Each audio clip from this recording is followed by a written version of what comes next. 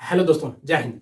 हम लोगों ने पिछले वीडियो में पढ़ाई किया था, जो हम स्टडी कर रहे थे, बेसिक मैथ की हमारी सीरीज चल रही थी, जिसमें फर्स्ट वीडियो में हम लोगों ने देखा था नंबर सिस्टम, नंबर्स के टाइप्स देखे थे, क्या क्या नंबर्स होते हैं, कौन से उनके नेचर्स होते हैं। और दूसरे वीडियो में हम लोगों ने बेसिक मैथ के पार्ट 2 में हम लोगों ने बात किया था कैलकुलेशन कैसे करते हैं। जो बेसिक कैलकुलेशन होता है, जोड़ घटाना, ये तो आप लोग जो सामान्य है नॉर्मल सी वाली होती है वो तो कर लेते हैं, लेकिन जो हम लोग डिफरेंट टाइप का जो हम लोग करते हैं उसको कैलकुलेशन हम लोगों ने देखा था। आज की इस वीडियो में हम लोग बात करने वाले हैं बेसिक मैथ्स ज्यामिति की, बिकॉज ये भी बहुत जरूरी होता है। भी स्ट्रीम के बच्चे हों, उनको आगे जो भी मैथमेटिक्स पढ़ाई जाती है या फिजिक्स पढ़ाई जाती है या नॉर्मल जो बेसिक बातें होती है वो जानना बहुत जरूरी होता है, तभी आप अच्छा कर सकते हैं। तो चलिए हम आज की वीडियो को शुरुआत करते हैं और आप इस सीरीज में बने रहिए। मैं आपको बहुत ही अच्छे जीरो से मैं हीरो लेवल तक पूरी बेसिक मैथ्स आपको सिखाऊंगा। तो बिना देर किए हुए हम लोग चलते हैं, आज की वीडियो की शुरुआत करते हैं। Basic maths part 2, part 3, part 2 तो हम लोगों ने कवर कर लिया था, ठीक है, ओके। तो ज्यामिति की जो शुरुआत होती है, जो हम लोग ज्योमेट्री की शुरुआत करते हैं, वो हमारा कहां से होता है? पॉइंट से होता है, बिंदु से होता है। कहां से शुरुआत होता है? बिंदु से, ठीक है। कि बिंदु क्या होता है, ठीक है, पॉइंट, ठीक है, बिंदु क्या होता है। तो कोई अगर आपसे पूछता है कि व्हाट इज पॉइंट, बिंदु क्या है, तो अगर मैं आपको सिंपल सा इसकी डेफिनेशन बताऊं, जैसे मान लीजिए ये हमारा पॉइंट है, तो बिंदु जो होता है वो एक ऐसी संरचना है जिसमें न तो लेंथ होती है, न तो लंबाई होती है, न तो विड्थ होती है, न तो चौड़ाई होती है, न ही उसमें डेप्थ होती है, न ही गहराई होती है। बिंदु एक ऐसा संरचना होता है जिसमें न तो लेंथ होती है, न तो विड्थ होता है, और न ही उसमें हाइट होती है या डेप्थ होती है, ठीक है। तो हम बात कर सकते हैं कि नो लेंथ यानी कि कोई भी उसमें लंबाई नहीं होगी, लंबाई नहीं होगी, नहीं होगी, ठीक है। और नो विड्थ, चौड़ाई नहीं होगी, चौड़ाई नहीं होगी, ठीक है। और नो हाइट, और इसको डेप्थ भी बोल सकते हैं, कोई भी उसमें गहराई नहीं होगी। हमारा ऊंचाई है ना, या गहराई नहीं होगी। तो ये बात आप समझ गए कि हमारा क्या होता है बिंदु, पॉइंट क्या होता है, कि ऐसी संरचना जिसमें न तो लंबाई हो, न तो चौड़ाई हो, न तो उसमें गहराई और न ही उसमें ऊंचाई हो, तो उसे हम कहेंगे बिंदु। अब नेक्स्ट पॉइंट जो है हम उसको बात करते हैं, क्या क्या होता है हमारा लाइन क्या होता है। अगर कोई पूछ दिया, लाइन को हम बोलेंगे रेखा, ठीक है। रेखा क्या होता है? तो रेखा एक ऐसी संरचना है ज्यामिति में जिसमें लेंथ तो होता है, कोई विड्थ नहीं होती है, कोई डेप्थ नहीं होता है, और कोई कर्व नहीं होता है, यानी कि कोई भी उसमें, ये हमारा हुआ रेखा, इसको हम बोलेंगे रेखा, है ना। इसमें क्या इसमें है? लंबाई एस, विड्थ नहीं रहेगा, और हमारा डेप्थ नहीं रहेगा या हाइट नहीं रहेगा। ये हमारा बात हुआ।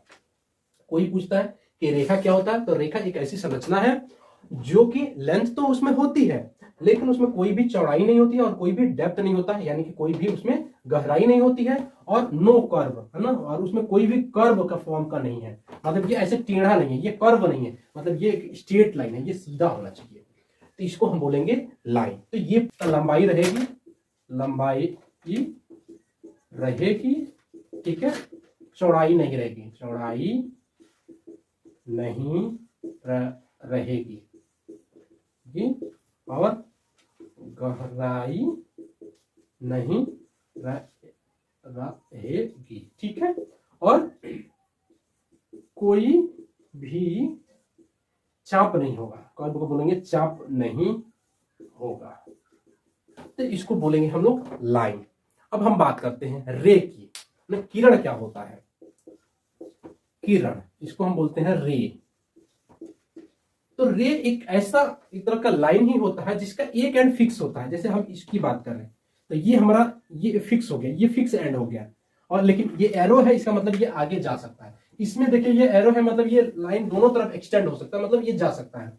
लेकिन जो हमारा किरण होता है उसका एक एंड फिक्स होता है, दूसरा एंड फिक्स नहीं होता है, ये आगे बढ़ सकता है, तो इसको हम बोलते हैं किरण। इस पॉइंट को भी आप नोट डाउन कर लेंगे, ठीक है। अब हम बात करते हैं रेखाखंड की। रेखाखंड, जैसे नाम से ही पता चलता है, इसको बोलेंगे लाइन सेगमेंट, तो रेखाखंड का मतलब ये जो हमारा रेखा है, इसको हम ऐसे बोल दें, ये हमारा रेखा है। अगर इसमें दोनों एंड फिक्स होना चाहिए, मतलब ये इनके बीच की, इस पॉइंट को अगर मैं P बोल दूं और ये Q बोल दूं, तो ये हमारा PQ जो हुआ वो एक रेखा खंड हुआ। तो इस पॉइंट को भी आप नोट डाउन कर लीजिए, ठीक है। अब हम बात करने वाले हैं कि एंगल क्या होता है। कोण, एंगल, कोण किसे कहते हैं? कोण, कोण क्या होता है हमारा? अगर हम जनरली इसकी बात करें तो कोई भी दो हमारा लाइन हो, रे हो, ठीक है, जिसका एक एंड जो है वो क्या होना चाहिए, वो इंटरसेक्ट करना चाहिए। जैसे ये हमारा एक रेखा है, ठीक है, और ये है, उसका अगर कोई भी एक किनारा एक दूसरे को कट करेंगे तो ये हमारा होगा एंगल, यानी कि इसको बोलेंगे हम थीटा। ये हमारा कोण हुआ। उनके बीच की जो झुकाव है, दो लाइन के बीच के झुकाव जो होता है उसको हम बोलते हैं कोण, यानी कि एंगल। आई थिंक ये बात आपको समझ में आ गई होगी कि कोण क्या होता है। अब हम लोग जानेंगे कोण के प्रकार कितना होता है, कितने प्रकार का कोण होता है, ठीक है। चलिए इसको मैं इरेज करता हूं, ये आपने नोट डाउन कर लिया होगा, ठीक है। अब हम जानेंगे टाइप ऑफ एंगल, एंगल के प्रकार, कोण के प्रकार। इसको हिंदी में अगर हम लिखे तो लिखेंगे कोण के प्रकार, यानी कि टाइप्स ऑफ एंगल। एंगल कितने प्रकार का होता है, तो कोई भी पूछे तो आप बता सकते हो एंगल वेरियस टाइप के होते हैं, डिफरेंट टाइप के होते हैं। सबकी हम बात करेंगे एक एक करके। तो सबसे पहला कोण, जिसको न्यून कोण, जिसको हम बोलते हैं एक्यूट एंगल। एक्यूट एंगल क्या बोलते हैं इंग्लिश में? Acute angle. मैं इंग्लिश इसलिए लिख रहा हूं, जो इंग्लिश मीडियम वाले भी बच्चे हैं वो भी इसको देख सकते हैं आसानी से, और हिंदी मीडियम वाले बच्चे हैं उनको भी इंग्लिश जानना जरूरी है आज के टाइम में, ये बहुत ही इंपॉर्टेंट चीज है, ठीक है। अब देखिए न्यून कोण क्या होता है? एक ऐसा कोण जो 0 डिग्री से बड़ा हो और 90 डिग्री से छोटा हो। कितना से छोटा हो? 90 डिग्री से। अगर ये थीटा है, अगर हम इसकी बात करें तो ये 0 से हमेशा लेस, 90 से हमेशा लेस होना चाहिए, छोटा होना चाहिए, और 0 से हमेशा बड़ा होना चाहिए। तो उसको बोलेंगे न्यून कोण, हमारा न्यून कोण। ऐसा कोण जो 0 अंश से बड़ा हो और 90 अंश से छोटा हो, उसको हम बोलेंगे न्यून कोण। क्या बोलेंगे? न्यून कोण। इसको आप देख सकते हैं। दूसरी बात हम बात करते हैं, जो दूसरा प्रकार है उसको बोलेंगे समकोण। क्या बोलेंगे? समकोण, जिसको हम बोलते हैं राइट एंगल। राइट एंगल, तो राइट एंगल क्या होता है? ये सिंपल सा आपको पता होगा, फिर भी मैं बताता हूं। ऐसा कोण जो 90 डिग्री का हो, जो एग्जैक्ट 90 डिग्री का हो, उसको हम बोलेंगे समकोण। यानी कि ये स्ट्रेट ऐसे ये हमारा होगा, ये हो गया हमारा 90 डिग्री, ठीक है। ये दूसरा प्रकार हुआ। तीसरा हम देखते हैं, तीसरा जो हमारा होगा वो होगा अधिक कोण। अधिक कोण, इसको इंग्लिश में बोलेंगे ऑब्ट्यूस एंगल। क्या बोलेंगे? ऑब्ट्यूस एंगल, अधिक कोण। तो अधिक कोण क्या होता है? जो 90 डिग्री से बड़ा हो लेकिन 180 डिग्री से छोटा हो, 180 से छोटा होना चाहिए। मतलब एक ऐसा कोण जो यहां पर हमारा आता है ये 90, ऐसे। तो ये तो 190, लेकिन ये 90 से बड़ा है, यानी कि अगर मान लीजिए ये 180 डिग्री 120 डिग्री का है, लेकिन ये जो 180 डिग्री है उससे ये कम होना चाहिए, बड़ा होना चाहिए। किससे? 90 अंश से बड़ा और 180 अंश से छोटा को हम बोलेंगे अधिक कोण। क्या बोलेंगे? अधिक कोण। ये हुआ तीसरा प्रकार। चौथा प्रकार होगा, इसको बोलेंगे हम लोग रिजु कोण।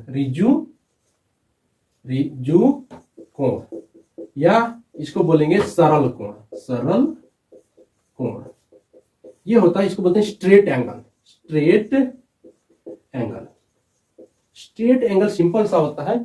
180 डिग्री के कोण को हम लोग बोलते हैं रिजु कोण या सरल कोण, यानी कि ये यहां पर हमारा बनाया 180 डिग्री कोण। अब हम लोग बात करेंगे, जो अगला प्रकार है उसको हम बोलेंगे बृहत कोण। पांचवा क्या है? बृहत कोण। इसको बोलते हैं रिफ्लेक्स एंगल। Reflex angle. तो ये बृहत कोण क्या होता है? बृहत कोण सिंपल होता है, ये 180 डिग्री से बड़ा होता है और 360 डिग्री से कम होता है, यानी कि ये ऐसा बनेगा, ऐसे, ठीक है। ये वाला पोर्शन, इसको हम बोलेंगे हमारा क्या है? ये बृहत कोण, रिफ्लेक्स एंगल। मतलब ये देखिए, अगर सिंपल बात करें तो ये 180 डिग्री हो, इससे ये बड़ा है, और यहां पर फिर से घूम कर आएंगे तो ये 360 डिग्री का होगा, यानी कि इसको बोलेंगे बृहत कोण। एक ऐसा कोण जो 180 अंश से बड़ा हो और 360 से छोटा हो, उसको बोलेंगे हम लोग बृहत कोण, ठीक है। तो ये बात आपको समझ में आ गई होगी कि कोण क्या है, कोण के प्रकार। न्यून कोण क्या होता है? 0 से बड़ा 90 से छोटा, न्यून कोण। समकोण एग्जैक्ट 90 अंश की डिग्री को हम बोलेंगे समकोण। अधिक कोण क्या होगा? जो 90 अंश से बड़ा हो 180 अंश से छोटा होता है, उसको बोलते हैं हम लोग अधिक कोण त्रिभुज। रिजु कोण क्या होता है? एग्जैक्ट 180 डिग्री के एक स्ट्रेट लाइन है, इसके वन साइड हमारा जो बनता है वो 180 डिग्री का कोण बनता है, ठीक है। बृहद कोण क्या होता है, जो हमारा 180 से बड़ा हो और 360 से कम हो। इसको आप एक बार नोट डाउन कर लीजिए।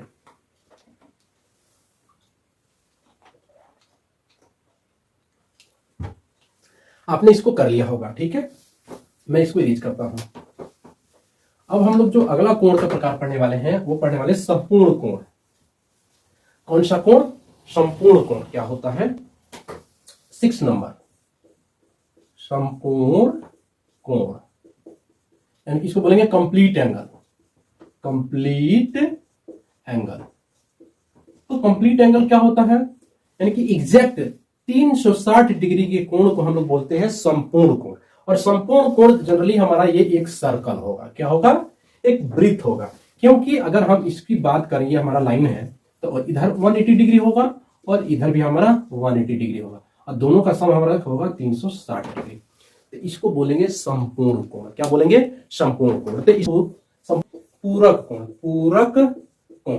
तो ये ऐसे दो कोण होते हैं जिनका योग हमारा होता है 90 डिग्री। क्या होता है? 90। इसको कॉम्प्लीमेंट्री एंगल बोलते हैं। क्या बोलते हैं? कॉम्प्लीमेंट्री। Complementary angle. क्या बोलते हैं? Complementary angle. यानी कि मान लीजिए ये हमारा है, ठीक है, और इन दोनों का सम, ये मान लीजिए हमारा 30 डिग्री हुआ, तो ये हमारा कितना होना चाहिए? 60 होना चाहिए। संपूरक कोण ऐसे कोण होते हैं, ऐसे दो कोण होते हैं जिनका योग हमेशा क्या होना चाहिए? 90 डिग्री होना चाहिए। और संपूरक कोण ऐसा होना चाहिए जिनका योग हमारा कितना होना चाहिए? 180 होना चाहिए। संपूरक और पूरक में हमेशा कंफ्यूजन होता है, ध्यान रखना इस बात को, ठीक है, कि संपूरक कोण जो होता है वो 180 होता है और इसमें से 100 हट जाएगा, यानी कि ये पूरक हो गया तो ये 90 डिग्री हो गया। इस बात को आपको समझना बहुत जरूरी है, इस चीज को आप नोट डाउन कर लीजिएगा, ठीक है। अब हम लोग आगे जो चलेंगे उसमें हम बात करेंगे ट्रायंगल के। त्रिभुज कितने प्रकार के होते हैं, त्रिभुज क्या होते हैं, चलते हैं आगे, ठीक है। ये आपने ये जो कंफ्यूजन है इसको दूर कर लीजिएगा जरूर। संपूरक कोण 180 डिग्री होता है दो कोणों का योग, और पूरक कोण 90 डिग्री होता है, ठीक है। चलिए त्रिभुज, क्या बात करेंगे? त्रिभुज, ट्रायंगल।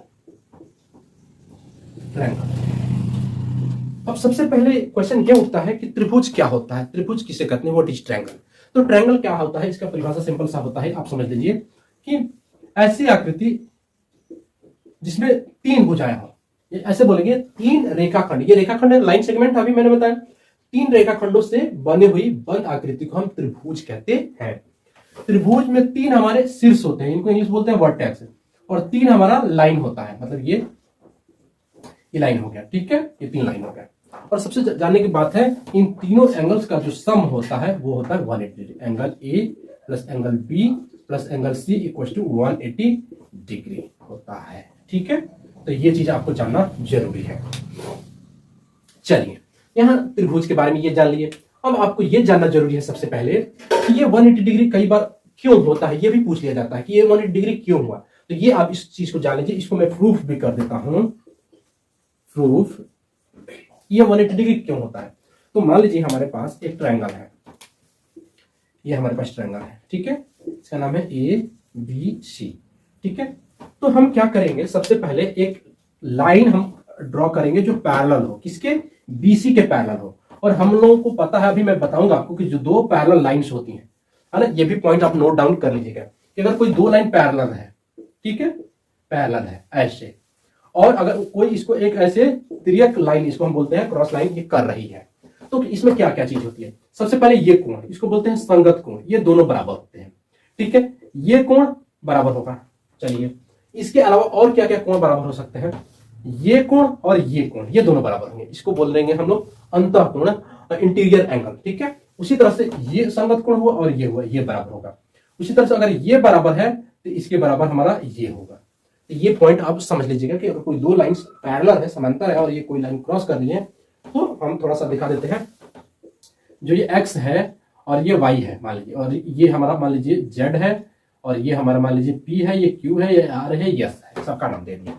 और एक छूट जा रहा है, मान लीजिए ये हमारा है इसको मैं O बोल दे रहा हूँ, ठीक है। तो कौन सा एंगल किसके बराबर होगा, इसको ध्यान दीजिएगा, ठीक है। अब देखिए एंगल x जो बराबर होगा, एंगल x बराबर होगा किसके? एंगल y के, ठीक है।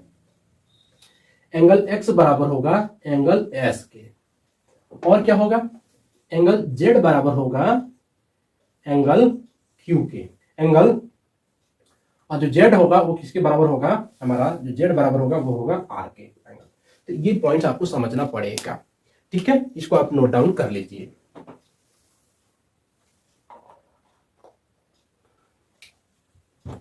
अगर आपने ये कर लिया तो हम इसको समझ सकते हैं। देखिए इसको थोड़ा सा हम एक्सटेंड कर सकते हैं और ये मान लीजिए ये क्रॉस लाइन करना है, ठीक है। तो जो ये एंगल होगा इसके इक्वल होगा और ये एंगल होगा इसके इक्वल होगा, ठीक है। और ये हमारा स्ट्रेट लाइन है, मैं प्रूव करके दिखाता हूँ। मान लीजिए इसको मान लिया मैंने 1, ये 2 हो गया, ये 3 हो गया, ये 4 हो गया, ये 5 हो गया, ठीक है। तो इसको भी मैं कुछ नाम दे देता हूँ, मान लीजिए ये P हो गया और ये Q हो गया। तो PQ जो है पैरेलल है किसके, BC के। ये पैरेलल है, ये प्रॉपर्टी होती है, ये गुण होता है उस चीज का, इसको ध्यान रखिएगा। PQ समांतर है BC के, तो BC के समांतर है और ये लाइन हमारा एंड AC कट कर रही है।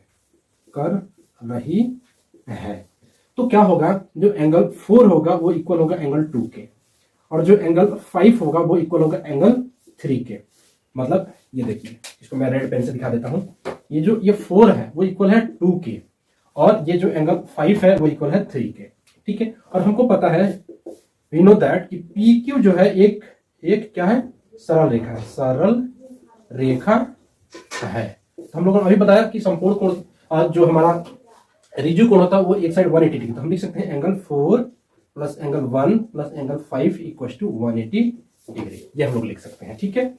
और हम एंगल 4 किसके इक्वल है, 2 के, तो इसके जगह हम लिख सकते हैं एंगल 2, और एंगल 5 की जगह हम लिख सकते हैं एंगल 3, एंगल 1 को रहने दें, तो इसके जगह हो जाएगा एंगल 3 इक्वल टू 180 डिग्री।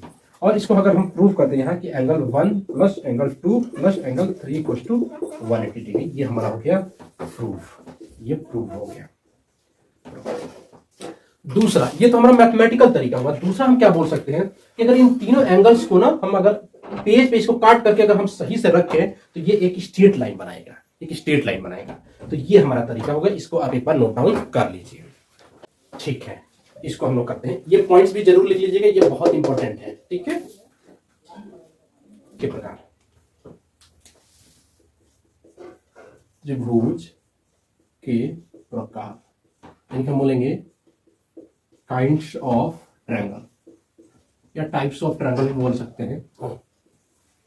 तो देखो, त्रिभुज को डिवाइड करने का दो तरीका है, दो बेसिस है, दो आधार पर हम त्रिभुज को बांट सकते हैं। पहला है कि भुजा के आधार पर, मतलब साइड के आधार पर, और दूसरा है हमारा एंगल के आधार पर, कोण के आधार पर। तो पहला बेसिस हम लोग जो देखेंगे वो हमारा होगा भुजा के आधार पर, भुजा के आधार पर, यानी कि इसको लिख सकते हैं बेस्ड ऑन साइड, ठीक है। तो भुजा के आधार पर त्रिभुज तीन प्रकार का होता है। There are 3 type of triangle on the basis of side, ठीक है। तो फर्स्ट जो बोलेंगे हम उसको बोलेंगे समबाहु त्रिभुज,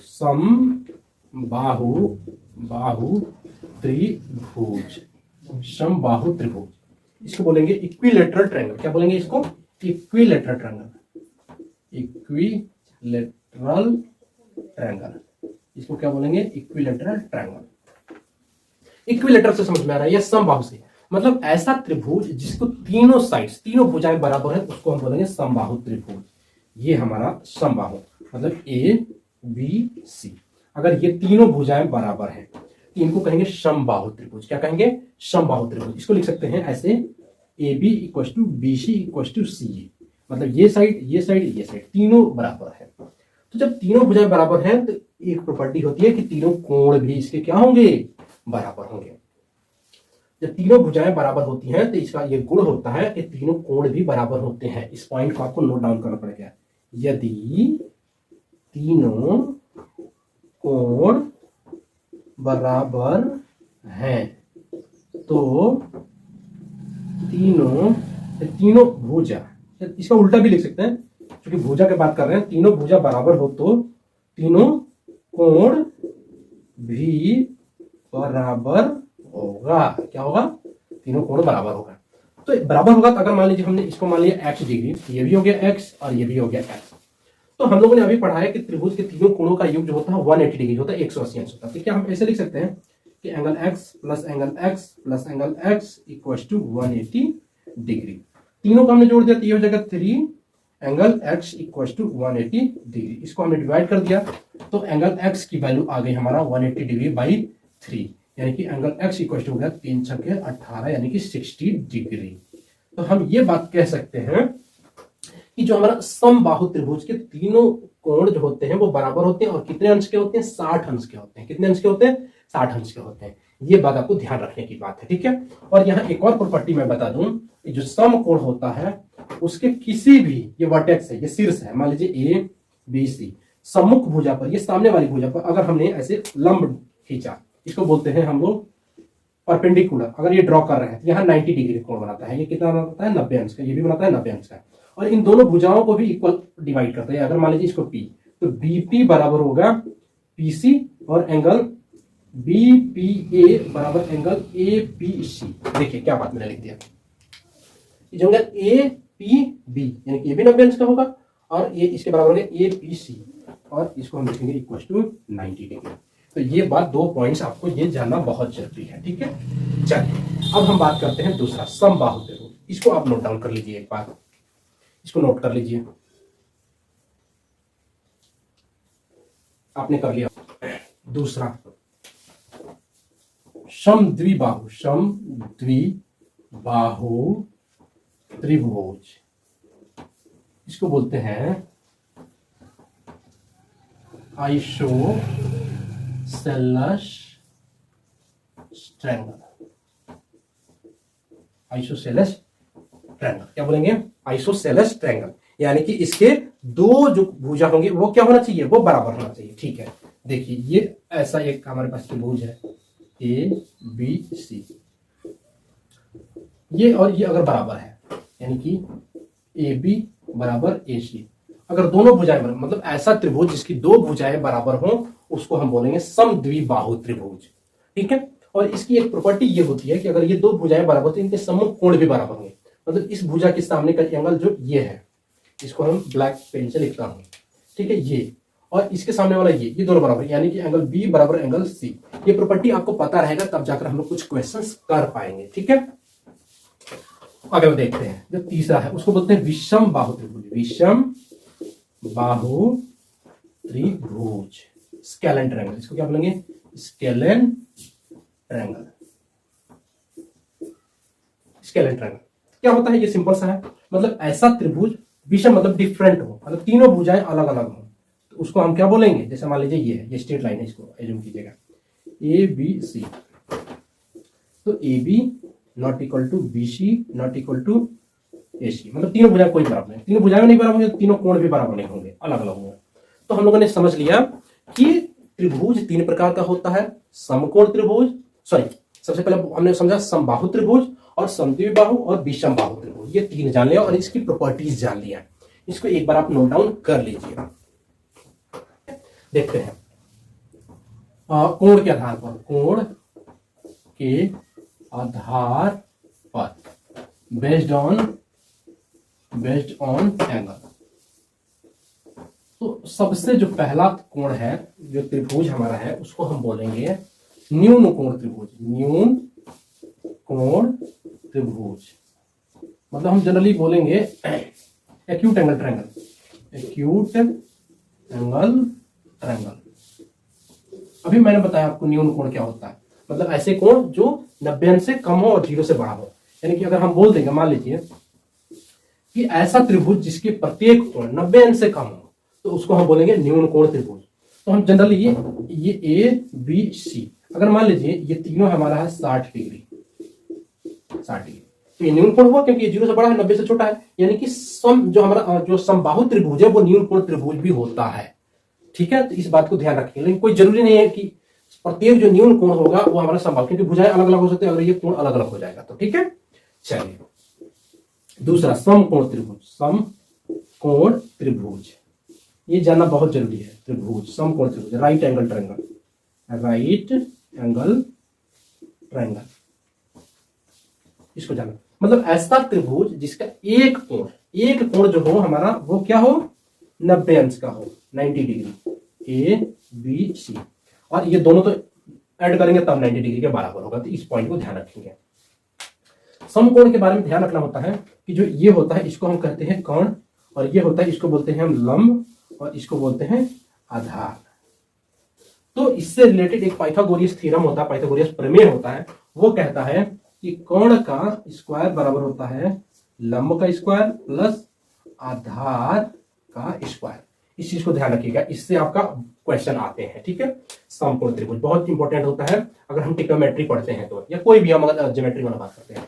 तीसरा अधिक कोण त्रिभुज, अधिक कोण त्रिभुज, इसको बोलेंगे ऑब्ट्यूज एंगल ट्रायंगल, यानी कि ऐसा त्रिभुज जिसमें एक कोण 190 अंश से बड़ा हो। कितना हो? 90 अंश से बड़ा हो। ये मान लीजिए 120 डिग्री है, ए बी सी, तो ये हमारा अधिक कोण त्रिभुज होगा। तो हम लोगों ने 6 प्रकार के त्रिभुज को पढ़ लिया, भुजा के आधार पर और कोण के आधार पर। तो इस चीज को आप ध्यान रखिएगा और इनकी प्रॉपर्टीज भी ध्यान रखिएगा। चलते हैं आगे, ठीक है। 2-3 पॉइंट्स और हम जानेंगे और हम आज का क्लास को ओवर करेंगे, ठीक है। इसका क्षेत्रफल क्या होता है, एक फॉर्मूला पूछ देते हैं लोग, या इस पे क्वेश्चन भी आता है और ये जानना जरूरी है। पहला पॉइंट, फर्स्ट पॉइंट, त्रिभुज का क्षेत्रफल, त्रिभुज का क्षेत्रफल तो ये होता है 1/2 आधार गुणे ऊंचाई, आधार गुणे ऊंचाई, 1/2 बेस इंटू हाइट, ये बोल सकते हैं, ठीक है। चलिए थोड़ा सा हम बात कर लेते हैं ब्रीथ की भी, कुछ चूंकि बेसिक मैथ है तो हमारा सर्कल के भी बारे में जानना जरूरी है। सर्कल हमारा जनरली ये 2D में होता है, ठीक है। तो इसमें जो ये होता है इसको बोलते हैं सेंटर ओ, और जो ये है मान लीजिए ये पी, इसको हम बोलते हैं सेंटर को, और किसी भी ये जो है इसको बोलते हैं परिधि, परिधि, सर्कमफरेंस, क्या बोलते हैं? सर्कमफरेंस, सर्कमफरेंस, ठीक है। तो देखिए इसको हम बोलेंगे रेडियस, रेडियस, रेडियस, ठीक है, IUS, रेडियस, ठीक है। ये त्रिभुज हुआ, इसको क्या कहते हैं? त्रिभुज, त्रिभुज। तो ये जान लीजिए ये वृत्त हो गया। और मान लीजिए किसी परिधि पर इस 2 बिंदुओं का अगर हम मिला दें तो ये हमारा बन जाता है जीवा, क्या बन जाता है? जीवा, जिसको हम बोलते हैं कर्ड, ठीक है। ये कर्ड हो जाता है, URD, ठीक है, कर्ड। अच्छा, और अगर ये जो जीवा है अगर ये हमारा पास हो कहां से, मान लीजिए जो जीवा है वो पास हो रहा है सेंटर से, तो इसको हम बोलेंगे व्यास। ये यहीं से जा रहा है, ये 2 पॉइंट को मिला रहा है, लेकिन ये सेंटर से पास हो रहा है तो इसको हम बोलेंगे डायामीटर, व्यास, व्यास यानी कि डायामीटर। ये जानना बहुत जरूरी है, इस चीज को ध्यान दीजिए। ब्रीथ से रिलेटेड पॉइंट्स को, सबसे पहले ये जो ब्रीथ है इसकी जो ऊपरी वाली भाग है इसको बोलते हैं परिधि, सर्कमफरेंस, ठीक है। और सेंटर से और ये पी को मिलाने वाली लाइन को हम बोलते हैं त्रिज्या, रेडियस, ठीक है। और परिधि पर स्थित किसी 2 बिंदुओं को मिलाने वाली रेखा को हम बोल देते हैं, क्या बोल देते हैं? जीवा। और ये कहीं भी हो सकता है, मतलब कहीं भी मिला सकते हैं, कहीं भी मिला सकते हैं, तो वो हमारा क्या हो जाएगा? जीवा हो जाएगा। तो इस पॉइंट को आपको समझना जरूरी है, तो ये एक बार पॉइंट सारे नोट डाउन कर लीजिए। ये हो गया, ठीक है, ये होता कार्ड हो गया, तो ये जीवा हो गया। और हम यहां समझ लेते हैं थोड़ी सी बात को कि त्रिभुज जो वृत्त का क्षेत्रफल कितना होता है। वृत्त का क्षेत्रफल, वृत्त का जो क्षेत्रफल होता है ये होता है πr², और यहाँ जो पाई होता है वो पाई की वैल्यू होती है 22/7, ये रेडियन होता है। और इधर अगर कोण की बात करें तो ये रेडियन में पाई बराबर 180 डिग्री भी होता है, इस बात को भी आप कहीं नोट डाउन कर लीजिएगा, ठीक है। और अगर पाई हमारा क्षेत्रफल की दृष्टि से बात करेंगे तो पाई की वैल्यू होती है 22/7, ठीक है, वृत्त का क्षेत्रफल। इसको एरिया हम सर्कल बोल सकते हैं। वृत्त का परिधि, परिधि, इसको लिख देता हूं मैं, ये हमारा है एरिया ऑफ सर्कल, परिधि है ना, सर्कमफरेंस, सर्कमफरेंस, ये होता है हमारा 2πr। ध्यान रखिएगा ये स्क्वायर है तो ये रेडियस है, और सॉरी ये क्षेत्रफल है, और ये परिधि है 2πr, मतलब ये सिंपल है। ये एक, अगर परिधि का मतलब क्या होता है कि अगर मान लीजिए ये सर्कल है, सिंपल सा मैं बताऊंगा, ये सर्कल है, यहां से मैंने काट दिया और काट के इसको सीधा कर दिया तो ये एक लेंथ मिलेगा, तो परिधि एक लंबाई होती है, और जो इसका क्षेत्रफल होता है ये टोटल, ये हमारा एरिया हो गया। और इसको काट करके हमने लंबा कर दिया तो ये हमारा बन गया क्या, और सर्कमफरेंस यानी कि वृत्त की परिधि, ठीक है। और रेडियस की जो 2 गुना होता है व्यास, तो हम यहाँ d = लिख सकते हैं 2r, या यहाँ r बराबर लिख सकते हैं d/2। तो इस चीज को भी ध्यान रखिएगा ताकि हम क्वेश्चन कर पाए, ये कुछ रिलेटेड होगा, ठीक है। अब थोड़ा सा हम लोग 1-2 पॉइंट्स और जान लेते हैं, इसको आप नोट डाउन कर लीजिएगा। चतुर्भुज क्या होता है थोड़ा सा जान लेते हैं, क्वाड्रिलेटरल, ठीक है। फिर आज की क्लास को हम ओवर करेंगे। देखिए चतुर्भुज मतलब सबसे पहले वर्ग जान लेते हैं। वर्ग इसको बोलते हैं स्क्वायर। स्क्वायर वर्ग क्या होता है? एक ऐसा चतुर्भुज होता है जिसकी चारों भुजाएं बराबर होती हैं। क्या होती हैं? चारों भुजाएं बराबर होती है। थोड़ा सा बराबर नहीं दिख रहा है लेकिन हम इसको बराबर कर दिए। और ये सब 90 डिग्री के होंगे, 90 डिग्री के होंगे ईच। और ए बी सी डी मान लीजिए है, तो ए बी बराबर होगा, ए बी बराबर बी डी बराबर डी सी बराबर सी ए, मतलब सब बराबर होंगे। और सब कितने होने चाहिए? और एंगल भी, ये सारे एंगल्स भी बराबर। तो हम लिखेंगे एंगल ए बराबर एंगल बी बराबर एंगल सी बराबर एंगल डी बराबर ये 90 डिग्री। कितना हो जाएगा? 90 डिग्री। तो इस बात को आपको समझना है। और इसका क्षेत्रफल क्या होता है? क्षेत्रफल स्क्वायर का जो क्षेत्रफल होता है वो क्या होता है? ए स्क्वायर, भुजा स्क्वायर। इसको हम लिख सकते हैं भुजा स्क्वायर, भुजा स्क्वायर। अगर इसकी लंबाई ए है तो ए बराबर कैपिटल एरिया हो गया ए स्क्वायर। और इसका परिमाप, परिमाप ये भी जानना जरूरी है। परिमाप मतलब इसकी सारी साइड्स का लेंथ, यानी कि ये होता है 4 इंटू भुजा, भुजा ये जानना जरूरी है। ठीक है, ये हमारा वर्ग हो गया। अब हम जान लेते हैं दूसरा पॉइंट, आयत क्या होता है? आयत यानी इसको बोलते हैं रेक्टेंगल। रेक्टेंगल मतलब ऐसा चतुर्भुज जिसके आमने सामने की भुजाएं बराबर हो। ये भुजाएं बराबर हो और प्रत्येक कोण हमारे 90 अंश के हो। कितने हो? 90 अंश के हो। तो इसको बोलेंगे हम आयत बोलेंगे। इसका क्षेत्रफल क्या होता है? क्षेत्रफल बराबर होगा लंबाई गुणे चौड़ाई बी। और इसका परिमाप क्या होगा? परिमाप, परिमाप क्या होगा? 2 ब्रैकेट में l प्लस बी। ये हमारा आयत का परिमाप हुआ। ठीक है, इसके अलावा और भी कई टाइप के जो होते हैं, लेकिन ये इतना जानना जरूरी था। और तीसरा हम जान लेते हैं समांतर चतुर्भुज। समांतर चतुर्भुज, चतुर्भुज इसको बोलते हैं पैरेललोग्राम, ये बोलते हैं पैरेललोग्राम। ठीक है, ये क्या होता है? ऐसा चतुर्भुज जिसकी आमने सामने की भुजाएं बराबर हों। ठीक है, और ये समांतर में, कोई जरूरी नहीं है कि ये 90 अंश के हों। ठीक है, ये भी हमारा हो सकता है, ये भी हो सकता है, क्योंकि ये पैरेलल है। ठीक है, और ये अदर देन 90 डिग्री है, तो इसको बोलेंगे हम समांतर चतुर्भुज। तो आज के हम लोगों ने वीडियो में बात किया ज्यामिति की, जिसमें हम लोगों ने बिंदु जाना, रेखा क्या होता है, कोण क्या होता है, कोण के प्रकार क्या होते हैं। ठीक है, फिर हम लोगों ने जाना त्रिभुज क्या होता है, त्रिभुज के प्रकार क्या होता है, भुजा के आधार पर और कोण के आधार पर। फिर हम लोगों ने जाना थोड़ा सा कि वृत्त क्या होता है, उसका क्षेत्रफल कितना होता है, उतना उसका परिमाप क्या होता है। फिर वर्ग, और हमने फिर से पढ़ा आयत, और फिर समांतर चतुर्भुज। तो ये सारा बेसिक्स है, इसको आप जरूर ध्यान दीजिएगा और इसको आराम से वीडियो को देखिएगा। अगर कोई नहीं समझ में आ रहा तो फिर से दोबारा इसको देखिएगा एक बार, और अपने दोस्तों को भी शेयर करिए। और हमारे चैनल पर नए हैं तो इसको सब्सक्राइब कीजिए, अपने दोस्तों से भी सब्सक्राइब करवाइए और हमें सपोर्ट कीजिए। और ऐसे ही अमेजिंग वीडियो देखने के लिए हमें फॉलो जरूर कीजिए। जय हिंद, जय भारत।